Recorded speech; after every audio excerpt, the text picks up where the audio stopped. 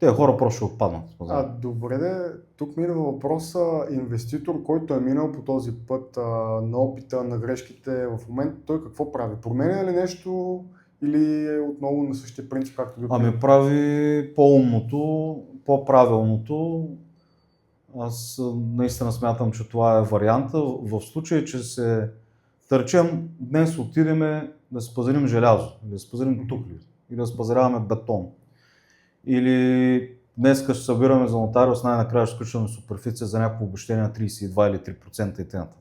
Че даже и някои от обещените собственици искат и до ключ завършване, нали? Така. Ние действително няма как да знаем с точност до Акт 16 колко ще се оскъпят перата по строежа, колко ще скочи инфлацията. Мога да прогнозираме, но това ще е една прогноза. Да, ще заложим някаква малко по-висока цена, за да обереме поскъпването следващите 3 или 4 години, ако е по-голям проекта, но няма как да знаем с точност. Затова най-разумното е следното, което работи и за продавача, което работи и за купувача. Правиш една по-интересна схема на плащане, която намаля риска на купувача. 30% сега, 70 на Акт 16 или още по-добре 20 на 80 и действаш и с банков кредит. Строиш с кредит. Все още банките дават такива кредити.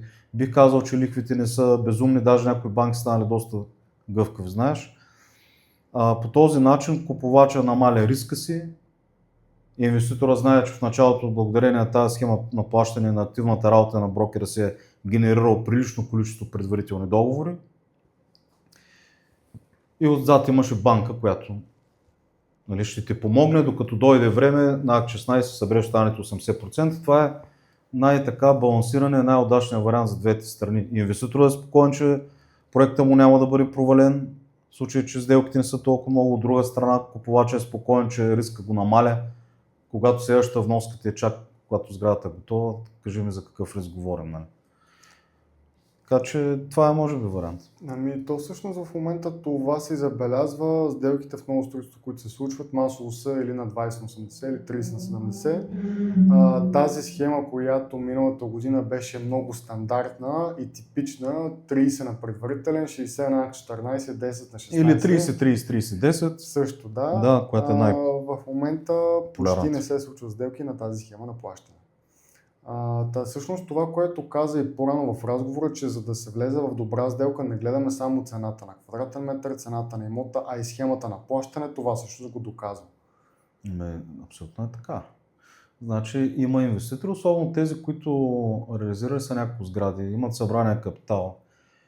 Особено ако не строят някаква грандиозна сграда, 40-50 хиляди РЗП, други проекти от този тип, те могат да си позволят дори без банков кредит да направят грубия строеж.